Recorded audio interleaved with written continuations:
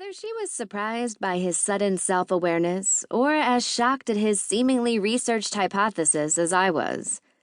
In short, this wasn't a typical Charlie conversation. He'd managed to catch both of us by surprise when he suddenly looked up from the stacks of glasses he was inventorying and launched into a 3-point speech about New Year's resolutions and life choices. All we were missing was a poorly edited PowerPoint. "I'm just saying it could be," he said, a little cowed by her snarky tone. "I feel like it's worth a shot at least." "Okay, wait," I said, finally finding a way to ask questions without insulting him. "You're going to cut out all refined sugars and see if it helps you focus better?" "Essentially, yes, like a cleanse," he said happily. "For how long?" Ada demanded. His head wobbled back and forth, while his cheeks puffed out with a big breath. Then suddenly the breath whooshed out of him, and his entire body seemed to deflate.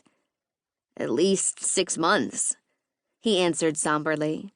"But maybe forever. I mean, if it works, why would I ever go back?"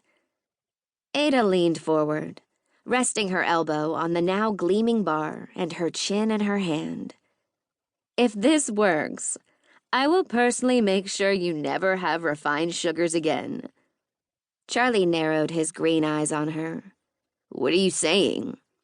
Sensing a fight, I tried to redirect them. "You know beer is made with sugar." He cleared his throat and tried to recover his unassuming nature, which wasn't as real as he wanted it to be. "Well, I mean, I haven't done a ton of research into what I can and cannot eat yet, but I assumed as much." "Are you really going to give up beer, Charlie?"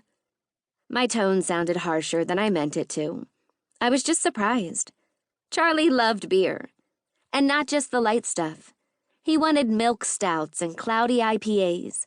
He was obsessed with all sours and hard-to-find unicorn beers. He went on road trips by himself for certain releases. Once, he even flew to California and camped outside all night for a special release, only to have to buy it for triple the price secondhand. He shrugged like it was no big deal, which was such a typical Charlie response that my brain pulsed with an instant headache. "You underestimate me, sis. Besides, they make gluten-free beer.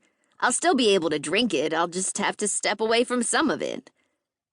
I knew for a fact they weren't making special flavors of gluten-free beer that tasted like bananas Foster or s'mores over a campfire.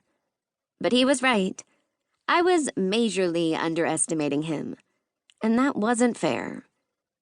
Even if Ada and I knew how doomed to fail he was, we didn't have to make him feel like shit about it. At the very least, we could save our I told you so's for when he inevitably gave up on this crazy idea and went back to his regular life of expensive but good beer, forgetting what he was doing while he was in the middle of doing it, and being as unreliable as we knew, and loved him for it anyway, him to be. Ada seemed to have twin thoughts. "It sounds hard, Charlie, but I think it's cool you're willing to try." "You got this, Charlie," I echoed. "And if you need me to store all your good beer so it won't be a temptation, I can. And I probably won't drink more than half of it." He grinned at my offer. "How about this, Eliza? We can swap whiskey for beer. You give me all your good whiskey because I can actually drink it. And I'll give you all my beer. We'll call it an even trade." It was my turn to narrow my eyes into slits. "First of all, dollar for dollar, that is a terrible trade. My whiskey collection is worth at least 4 times what all your beer cost."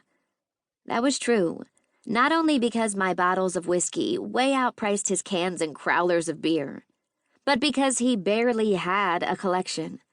It was hard to build a vault when you drank it almost as soon as you got it. Second of all, hell no, never.